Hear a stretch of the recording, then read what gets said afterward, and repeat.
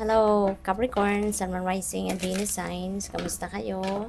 Sana ba'y nasa mabuti kayong kalagayan? Welcome back po sa Star Tarot.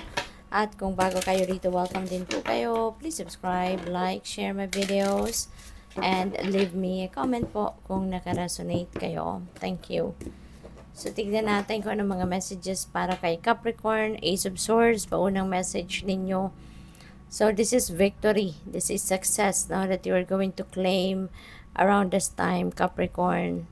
Maaaring nanggagaling kayo rito sa isang sitwasyon na mahirap, difficult para sa'yo. Naguguluhan siguro kayo. Pero with the new ideas, you know, epiphanies, mga intuitive messages na just na ipapadala sa iyo ng Divine Universe, yun ang magiging susi para kayo ay makalagpas, no, sa difficult situation na to. Kaya mapagtatagumpayan ninyo iyan dahil diyan sa mga mensahe na yan na paparating, no? The enlightenment will come. Kaya yun ang magiging paraan, no, or magiging way para malinawan ang inyong isipan at makakapag-isip kayo ng tamang solusyon sa kung ano man ang pinagdadaanan ninyo. Medyo mahirap na sitwasyon. So, this is also a new beginning energy. Kaya magbibigay daan din ito, you know, para sa isang bagong path sa buhay ninyo. You are also going to be enlightened. You will be illuminated as well, no? The path, particularly patungo sa pagbabagong buhay, will be illuminated for you as well. So, what else? We have Two of Swords. Ayan. So, decision making, no? Ang kinakaharap ninyo rito. But, maaaring isa ito sa problema ninyo ngayon. Hindi kayo makapag-desisyon kasi baka naguguluhan talaga kayo. 'Di ba? Pero enlightenment is coming in, no? There will be light bulb moment, there will be epiphanies coming your way, no? Na talagang malilinawan ang inyong isipan at makikita nyo yung clear direction, no? Sa ngayon, kaya naman kayo ay eventually makakapag-desisyon din. Okay? So, what else? We have King of Swords, no? And isa pa, no, na maaaring ipapadala sa inyo ng Divine Universe as a help is this person, no? In the person of the King of Swords.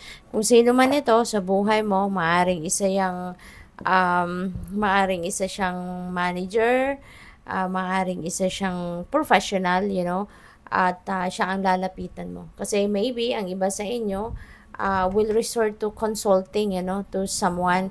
Baka magkukonsulta kayo sa isang tao na baka nasa mataas na posisyon sa kanyang trabaho, or maybe you are going to consult from someone na maaring siya ay nasa magandang pwesto, 'di ba? Sa kanyang pinagtatrabahuan na maaring yung issue ninyo sa ngayon, yung problema ninyo is a certain area wherein yung taong itong lalapitan mo, yung makakatulong sa iyo, na makapagbigay sa iyo ng guidance, makapagbigay sa iyo ng professional opinion and advice, no? Maaring siya din ang isa sa makaka-contribute ng enlightenment, no, ninyo towards the situation. Kaya maaring isa din siya sa mga tao makakapag-contribute na malinawan ang isip mo at magkaroon ka na ngayon ng clear thought, you know, or thoughts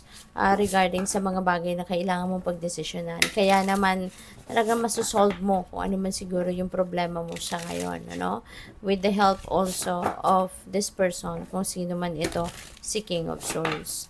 So, what else? We have Creator Water. This is related to your feelings and emotions. Baka mayroon din issue ang iba sa inyo dito sa pag-express ng inyong emosyon, pag-express ng inyong sarili.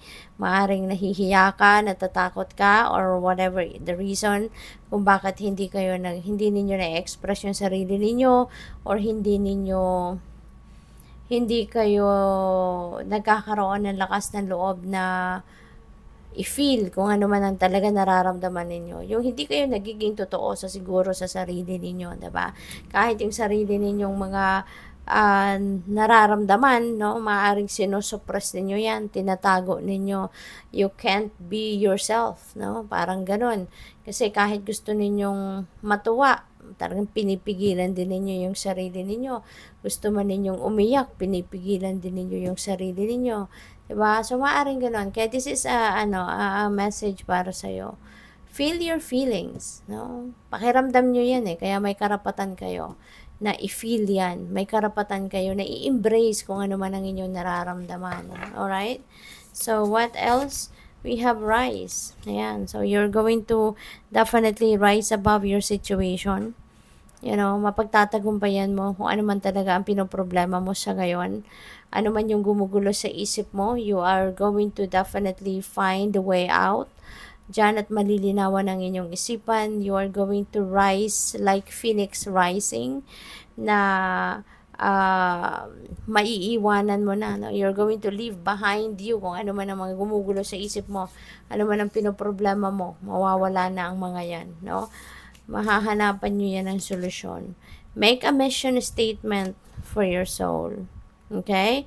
So, ayan. So, maybe there is a need for you to tap into your soul as well, no?